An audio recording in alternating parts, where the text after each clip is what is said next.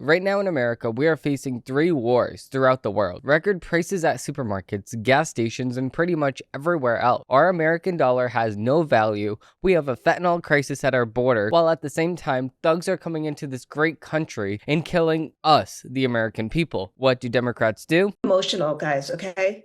Because I'm committed to this. Little kids need to be able to breathe clean air. They need to be able to access swimming pools. That's pathetic. Facts over tracks, isn't that spitting slow, spitting fast? I could roast, I could gas, think I'm okay at last, but I don't know if that can erase all the past. Throughout Joe Biden's term in office, we have seen 3 main things affect our daily lives. First one is inflation. A lot of people say that the reason we are seeing inflation numbers sky high now is because of Trump, but that's not true. If we were to take a look at the projected spending for 2024 and factor that into the total we are planning on and have already spent under the Biden administration, we're on track to spend more than we did under Trump, a lot more. Just to do both of them the best that I could possibly do, let's actually look at the first 3 years of office for the both of them, only because we only have that much data for Joe Biden, so I don't want to give him credit for something that he didn't even do in this year already. We will see that the difference between the two is astronomical. According to the usafacts.org, in 2017, 2018, and 2019, we spent a total of $14.56 trillion, which is still high, don't get me wrong, but under Biden, so far we have spent 20 trillion, which is almost 5 trillion more, which is 6.13 trillion less than what we actually took in from taxes, also known as a deficit. I want to be on the record for saying that much spending is not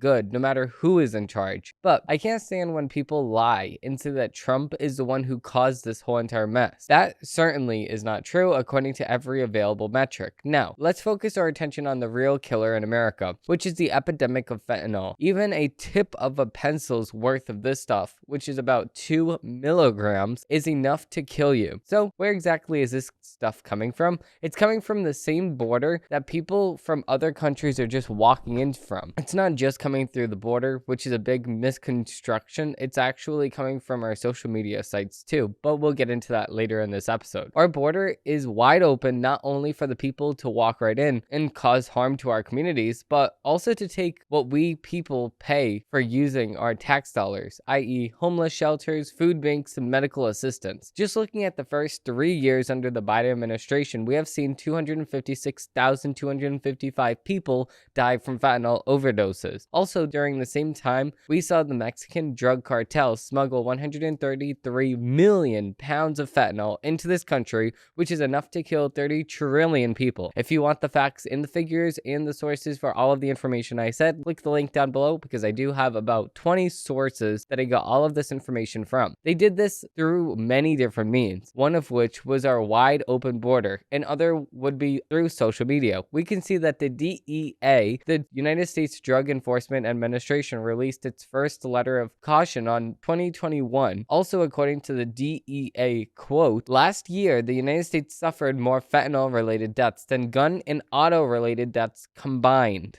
That's weird. The Democrats would have you believe that a gun in a locker is doing more killings than anything else in the world. Once again, they are dead wrong. The last thing Joe Biden failed us, the people, on is letting illegal people into this great country. A country can only be a country if it has borders, and Joe Biden does not want this. As we have been talking about, we are seeing record numbers at the border of people not just coming into this border illegally, but we are also seeing a record number of those same exact people get deported for killing us, the Americans, and then coming right back into this country the same way that they got here the first time. It's disgusting. We have seen 6,860,000 illegal aliens come in to this country. Now, that wouldn't be so bad if that was the full picture, but as so many numbers I have found, that did not include gotaways. So, including gotaways, we are close to 10 million people during the 3 years Joe Biden has been in charge. So, all of this to say that nearly in every facet of American life, Joe Biden and the leftist policies more broadly are a total shit show. Remember this in November. With that being said, let's dig into the headlines of the week.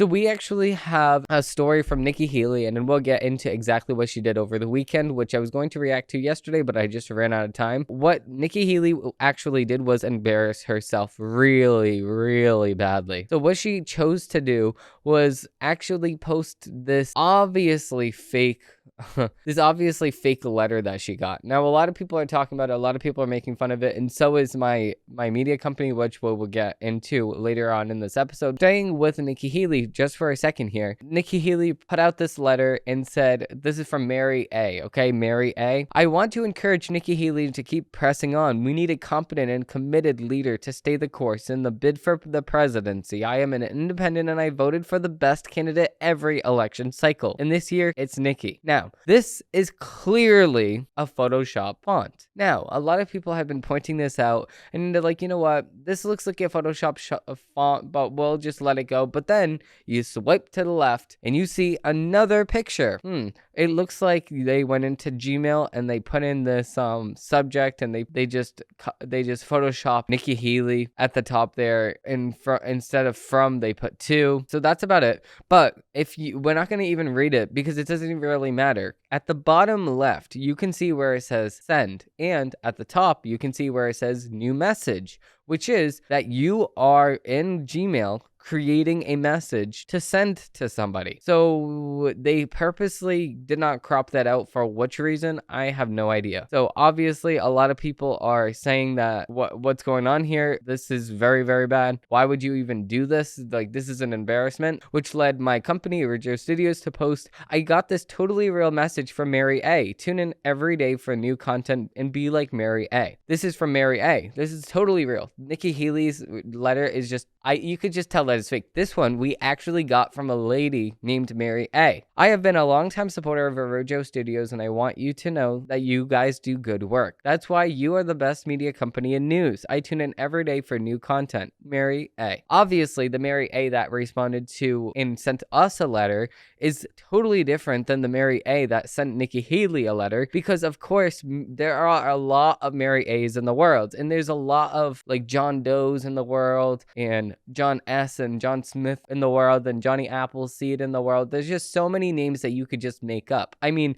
there's so many names of the people that can actually write you letters. It's crazy. Now, if you do want to see my full reaction, check out my channel and check out the link down below, because I do react to the whole entire episode. Now, it's not much of a reaction because it's really not funny. There's not much to react to because it's just stupid. So yeah, so I reacted to the whole entire thing. Obviously, it didn't laugh one time because SNL's not funny anymore. I just don't understand what people are saying when they say SNL is funny. It's really not. With that being said, we do have a Federalist article here. We have 65 times that Biden gutted border security since taking the White House. This is very important for people to realize, because not only did Joe Biden inherit a border that was very secure, we were actually building the wall along our southern border. We were actually having world peace at the very moment because we had no wars during the 4 years of Trump's administration. So he just came in and ruined every facet of our American life. So moving with the article, we have President Joe Biden says that he is eager to sign a Senate bill designed to shut down the border right now, quote unquote. The latest deficit spending deal Senate lawmakers unveil Sunday, however, does nothing but, quote, shut down the southern border.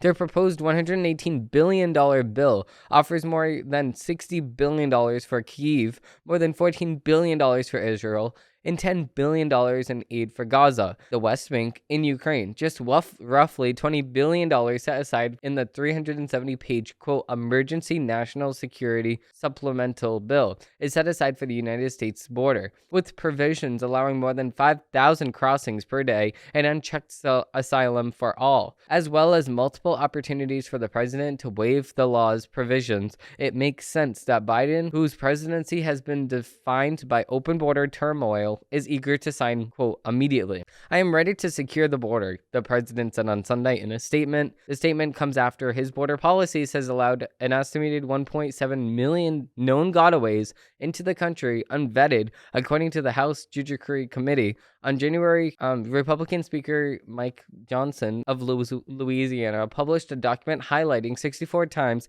besides unsupporting this dangerous border bill, the president has intentionally undermined border security. Quote, Since the first day of office, President Biden and his administration worked to systematically undermine America's border policy, Johnson said. On more than 60 occasions, he has manipulated the federal bureaucracy, the federal government, to open our borders to illegal immigrants, human trafficking, fentanyl, and potential terrorists. The result is a humanitarian and national security catastrophe. Below are the other 64 infractions cited against the president. The first 6 are on Biden's first day in office. On January 20, 2021, Biden halts border wall construction through executive order. January 20, 2021, Biden expands the illegal deferred action of childhood arrivals (DACA) program that allows cartels to freely traffic children into the United States. January 20, 2021, Biden endorses the United States Citizenship Act, which would grant United States citizenship to foreign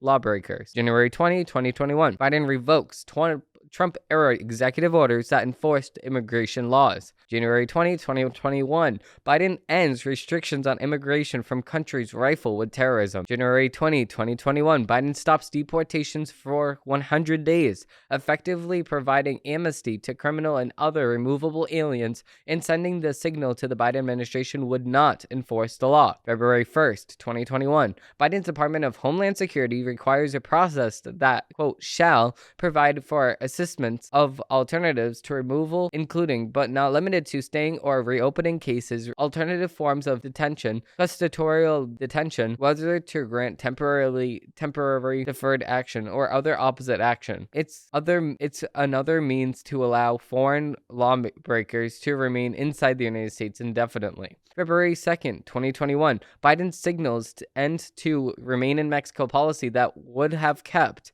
illegal migrants in Mexico while their usually fake asylum claims were adjudicated in the United States courts. February 6, 2021, Biden administration begins to terminate agreements for other countries to hold migrants making United States asylum claims. February 2021, Biden administration stopped reinforcing to admit illegal migrant children under Title 42. February 17, 2021, Biden's Centers for Disease Control, CDC, allows trafficked children to enter the United States freely under Title 42. February 25th, 2021, Biden administration speeds up its release into the United States of unoccupied migrant children illegally entering the United States. March 2nd, 2021, Biden administration loses track of 20,000 illegally present foreign children. March 5th, 2021, CDC ignores pandemic protocols to increase United States acceptance of custody for overwhelming surge in illegal migrant children. February 10, 2021, Biden reinstates Obama-era patrol programs that allow foreigners illegally present in the United States to sponsor family members for United States entry. March 16, 2021, DHS Secretary Alejandro Mayorkas announces the federal government will pivot from processing illegal immigrants instead of sending them home. March 20th, 2021, DHS begins allowing migrants into the United States without even setting a date for appearing in court later. March 30th, 2021, DHS expands detention capacity for unoccupied migrant children. March 31st, 2021, Biden administration erases background check requirements for adults living with unoccupied migrant child trafficked into the United States. April 30th, 2021, Biden cancels future border wall construction. June 15th, 2021, Biden makes it possible for illegal migrants to chain migrant family members into the United States. January 16th, 2021, Biden administration allows people petitioning for asylum to bring family members in with them. June 16th, 2021, the Biden administration expanded the categories allowing a foreigner to petition for asylum. July 2021, Border Patrol releases at least 50,000 illegal migrants into the United States without court dates. August 5th, 2021, Border Patrol gives green light to alternatives to detention and parole, effectively ending another means of deportation. August 17th, 2021, DHS expands its policy of catch and release. August 31st, 2021, nearly half of all 100,000 illegal immigrants released into this country since March 21st without court dates failed to check in with federal officers. September 21st, 2021, Biden falsely accuses border agents of whipping migrants in Texas. Texas. September 30th, 2021, DHS grants a form of amnesty to millions of migrants in the form of rolling back deportations across the entire United States. Fiscal year 2021, more than $30 million in federal grants to reward cities encouraging illegal immigration. October 8th, 2021, DHS cancels more contracts meant for border wall. October 12th, 2021, DHS suspends its inspections of large work sites to discover illegal immigrants. October 27th, 2021, Mayorkas suspends enforcement of immigration laws at schools, hospitals, social service facilities, and recreational areas, among others. October 29, 2021, Mayorkas terminates Remain in Mexico program. November 2021, Biden administration creates a new program for releasing illegal aliens into the United States. December 17, 2021, Immigrants and Customs Enforcement, ICE, encouraging greater immigration of family units by reducing its detention centers for such groups. Biden administration, this is January 2022, Biden administration found failing to vet Afghanistan refugees. April 1st, 2022, Biden administration doubles down on effects to end Title 42 in court. April 3rd, 2022, Biden administration encourages prosecutors to stop filing cases for immigration court removals. September 9th, 2022, Biden eliminates curbs against foreign citizens receiving welfare benefits. October 31st, 2022, DHS expands DACA child trafficking program. December 13th, 2022, Biden administration sues Arizona for state efforts to secure the border with shipping containers. January 2023, Biden administration expands role of CBP One app to expand migrant entry through online appointments instead of in-person review. January 6, 2023, Biden administration expands migrant patrol beyond legal and historical limits to encompass millions of foreigners. February 25th, 2023, Biden administration reportedly lost track of 85,000 trafficked migrant children over 2 years. March 2023, ICE allows non-detailed foreign illegals to grow to 5.3 million. March 25th, 2023, Biden administration requests less funding for detention beds despite record border crossings. March 28th, 2023, DHS Inspector General finds federal government misused pandemic funds to support services for illegal migrants.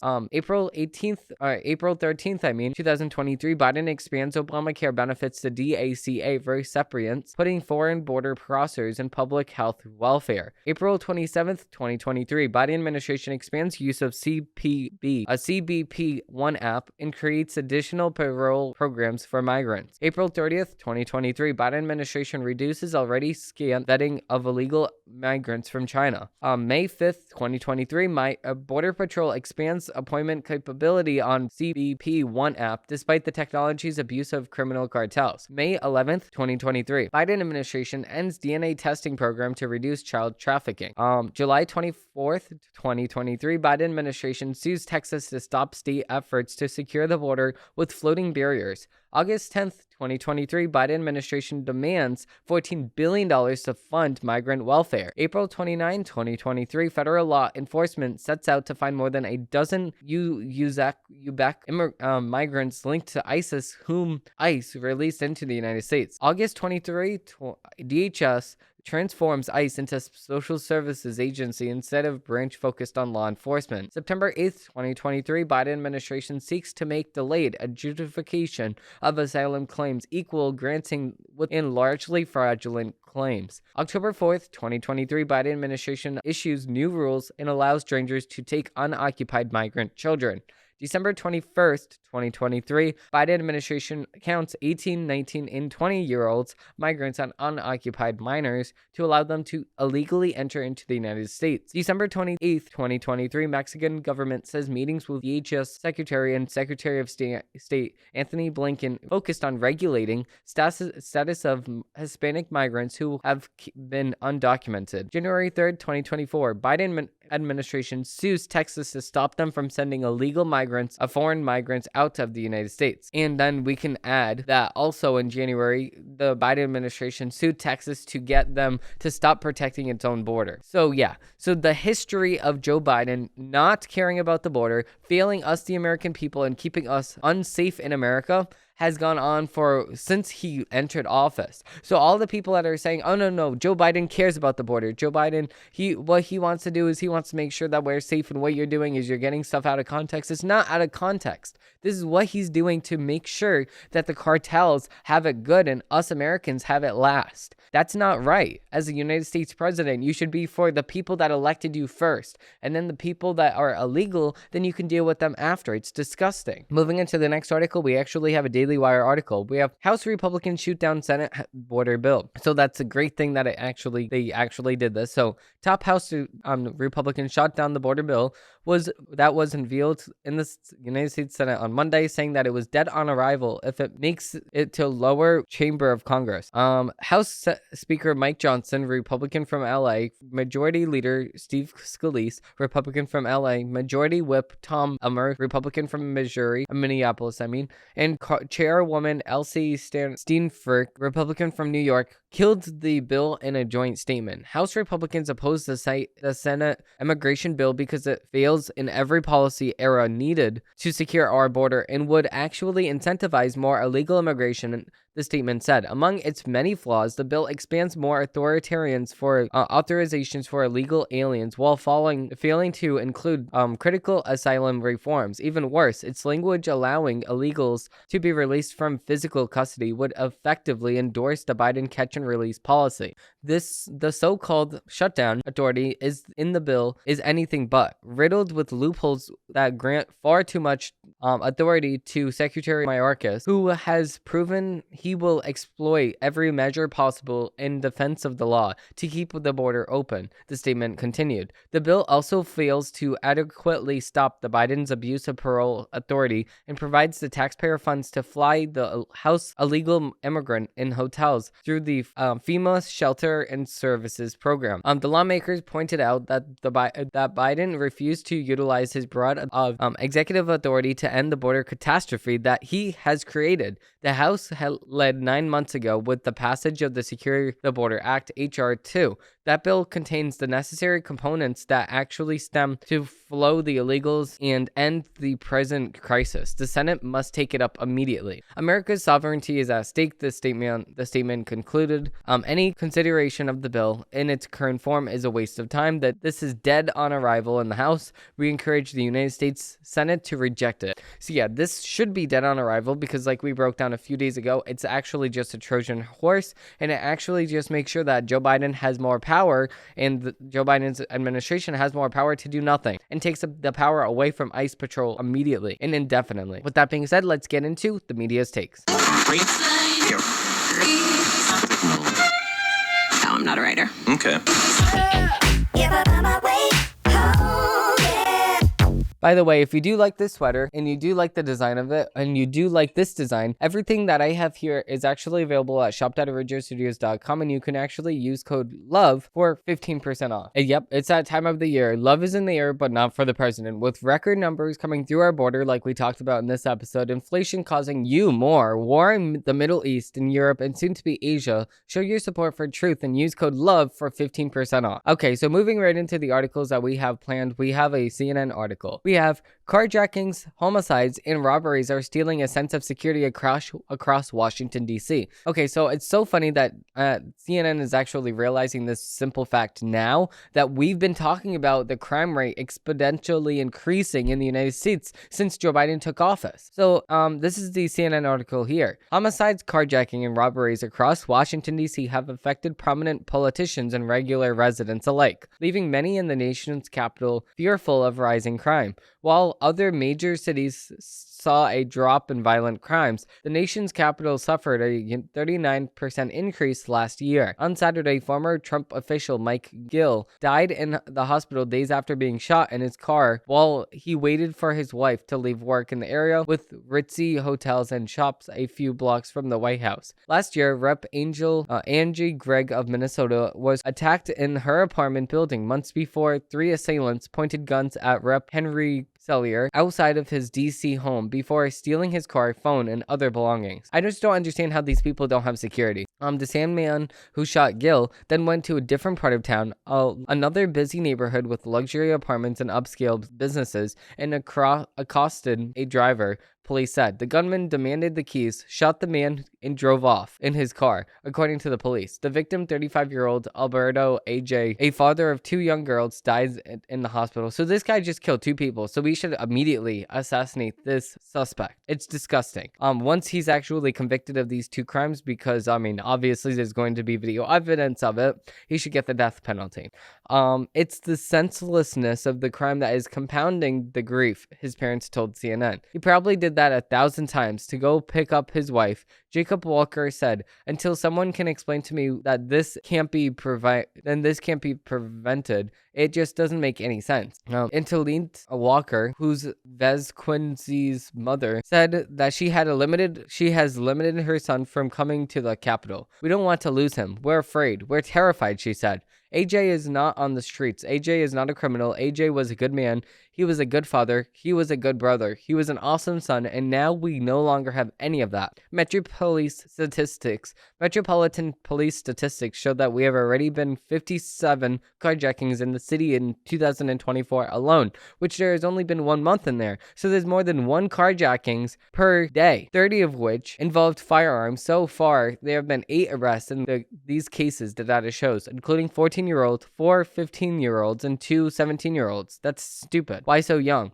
Rising juvenile crime led Mayor Bowser to declare it a public emergency last November. Her temporary order to increase custody places for youth and improve monitoring has backed up by a vote in the city's 13 council members the same month. Okay, no. If you are a juvenile, then you're going to go to jail for a long time if you do something like this. You steal a car? What? You don't just bounce back from that and say, okay, I'm good. I learned my lesson. I just won't do it again. No. What you do is you go to jail and you're like, in a few years I'll get out. In a few years, before you're even 21, you get out and then you do that again. And then you're in there for a few years and then you get out and then you do it again. Like what? No, this should not happen. You should not leave prison until you're like 40. You just lost almost your whole entire life. And then if you do it again, then you have the death penalty because you're not flourishing for society. Biden threatens veto. Okay, so we do have another CNN article. We have Biden threatens veto of House GOP's standalone Israel aid bill. So of course, the Republicans want to aid Israel in its fight against Hamas.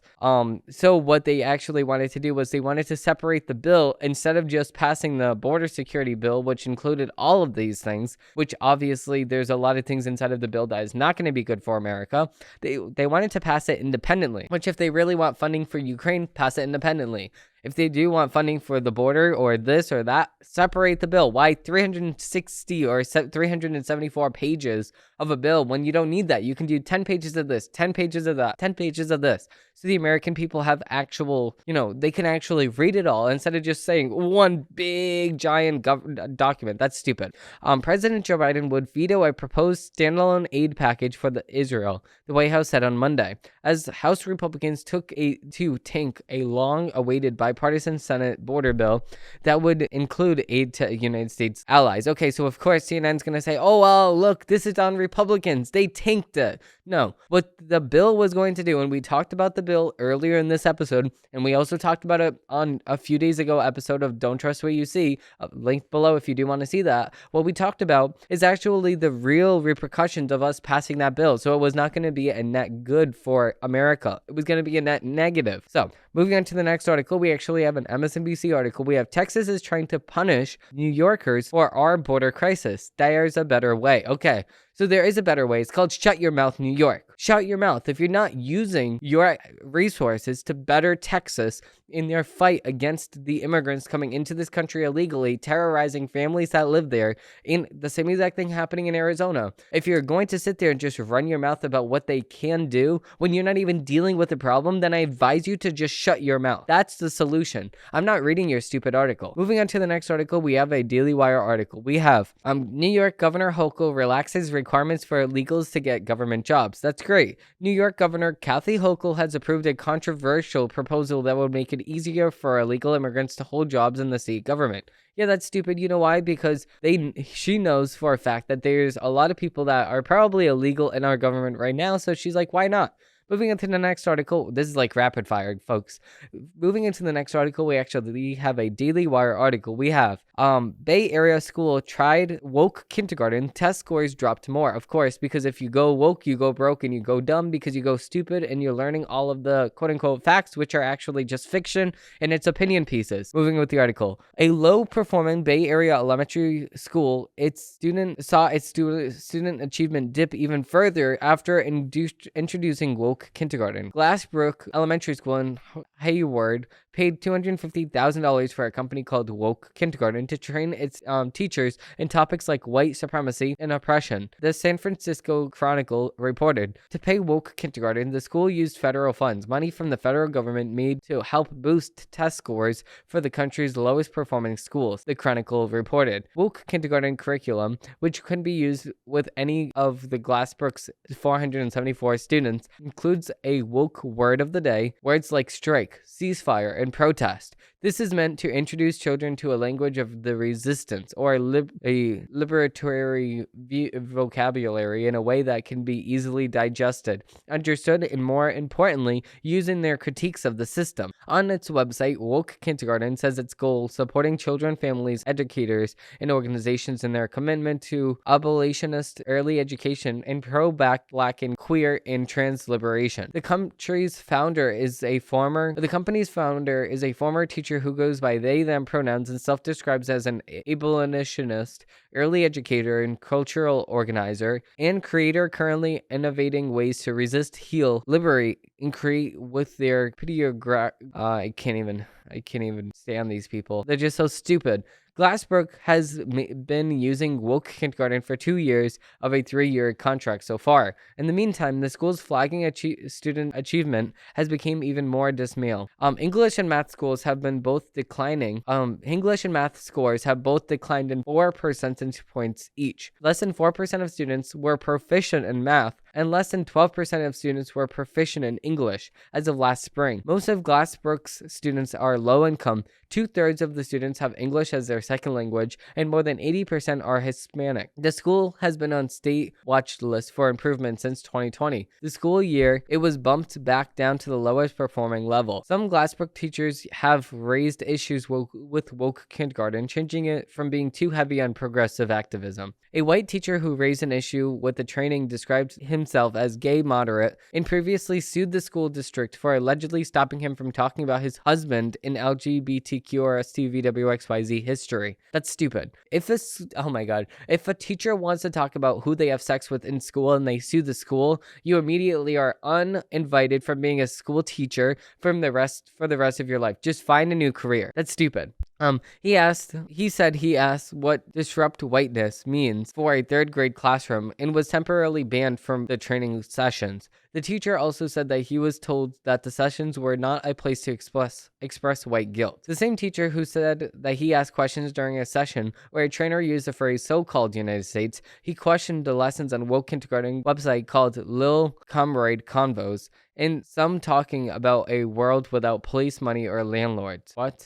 It slowly became very apparent that if you were a dissenting voice, that it's not what they wanted to hear. A different teacher said, our reading scores are low. They have gotten us a reading interventionist. Harvard Superintendent Jason Rainman said that this decision to hire Woke Kindergarten was more about boosting attendance rather than improving test scores. What? So we have more people coming to school, but we have less people actually passing the grade, and that's good. I get that it's more money that we should have liked to spend, the superintendent said. Glassbrook's elementary school and school district more broadly both saw a similar improvement in attendance last year, with 44% of students chronological absent last year compared to 61% the year before.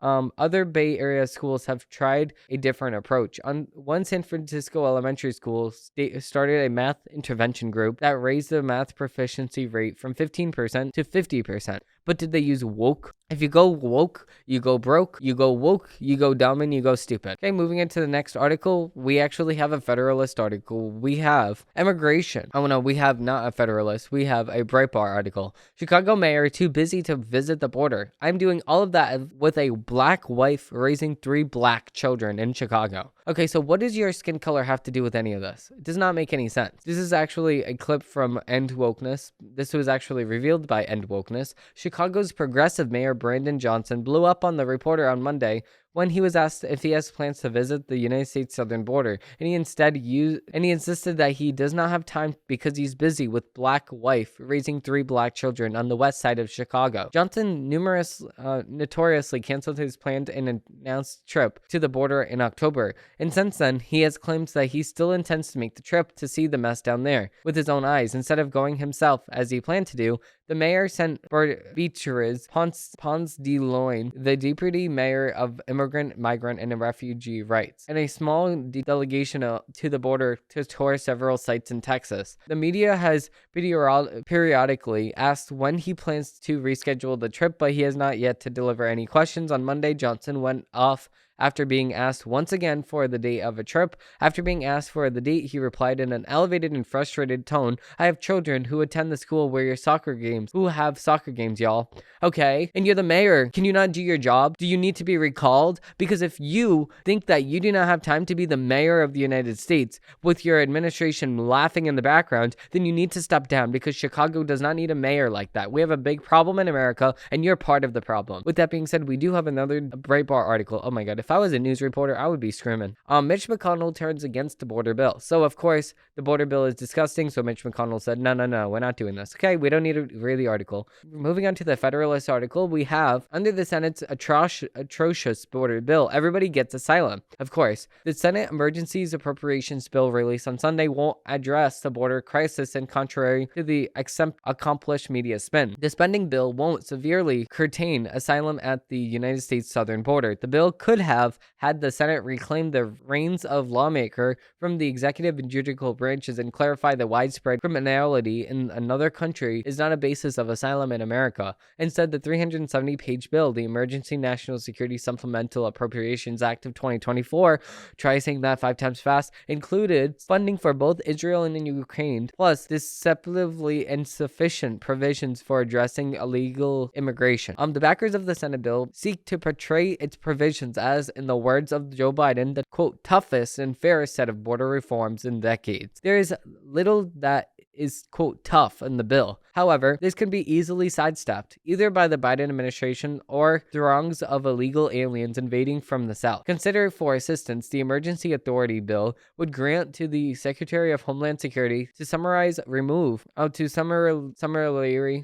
aliens, but the authority only arises if the number of encounters with aliens at the border averages 4,000 or 7 consecutive days of 8,500 immigrants in one day. Beyond the flood of aliens allowed to enter the United States without triggering the emergency authority, the statutory exceptions gut the Secretary's authority. Specifically, the bill provides the statutory exceptions gut the Secretary's authority. Specifically, the bill provides that the Border Emergency Authority cannot be used against an unoccupied alien child. But, like we already discussed in this episode, 18, 19, and 20-year-olds are counted as unoccupied minors. So the majority of the people coming into this country cannot be stopped. Likewise, the United States Immigration and Customs Enforcement can accept aliens from the Border Emergency Authority based on supposed operational conditions. An immigration officer can accept other aliens for public health, humanitarian, and a smattering of other reasons. The president also has the power under the Senate bill to unilaterally suspend the Secretary's Border Emergency Authority, meaning Biden can stop the summary removals at will, at least temporarily. The country has seen types of exceptions swallow the rules since the Biden administration supplemented President Trump's border policies, and there is no reason to believe things will be any different after nearly 4 years of an open border. I totally agree, and we already covered this. It's just stupid. See, I just can't stand the people that are saying, oh no, Joe Biden's trying his hardest. Joe Biden is actually getting the job done. Joe Biden is actually making this country great. Open your eyes, people. Take a look outside. With record high everything, gas prices at astronomically high prices.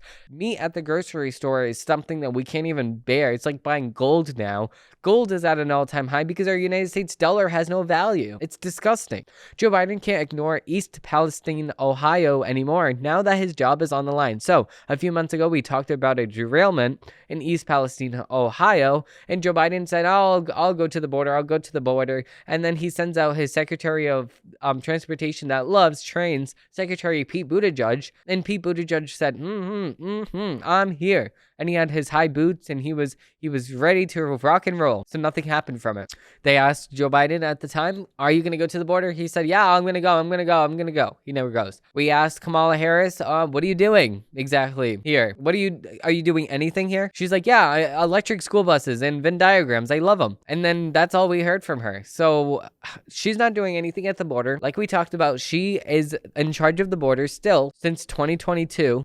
She has not gone to East Palestine, Ohio, because she would have just laughed in the people's face. But who did go to the East Palestine, Ohio, if you do remember, is Trump, and he bought a bunch of cheeseburgers from McDonald's for everybody in breakfast and lunch. That's crazy. There was about 500 people in there, and he's like, hey, here's my credit card. Ring it up when I'm done. When they're done, just ring it up. Like, what kind of person would do that? Joe Biden would never do that. So, moving into this next article, The Federalist, we have, it has been 1 year since the tragic train derailment in East Palestine, Ohio, that continues to torment residents in the surrounding areas. Conveniently, President Joe Biden recently announced his plans to visit the small Midwest town sometime this month after failing to visit at any point this past year.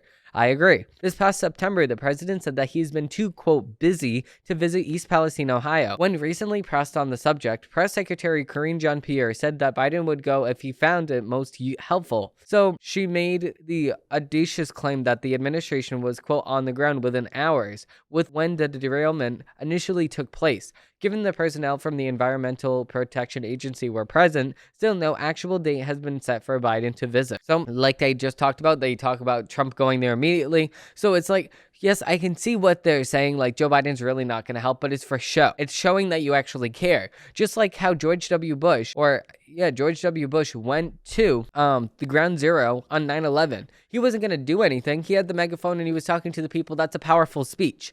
He's not going to do anything at that very moment to help the people. It's the encouragement and saying, I'm here for you people. I love you people. Thank you for voting me in. Now let's show them what we're made of. That's rah, rah, rah. This is America. This is what we want to see from a president because it shows that you're strong. We don't want to just see you sitting back, having your chocolate chip ice cream, talking to the media saying, my favorite ice cream is chocolate chip. Like, what? No, we don't want to see that. You look weak and you look dumb. We want to see you in the front lines helping people, even though it's not really going to be a help at the meantime, but it looks like you're helping. That's what we want to see. Even if it is just for show, it's a little bit better knowing that a president has your back rather than sitting in the Oval Office in the White House in Washington, D.C. That's separation. With that being said, that's going to do it for this episode of the Demetrius Joe Show. If you do like this episode and you do want to see more, I do upload every single Wednesday. I do upload every single Monday, Wednesday, and Friday. And just like Mary A said, please follow Original Studios on X if you do want to stay up to date on all new content. Thank you all for watching. Thank you all for listening, and I hope they have a great rest of your day. Bye.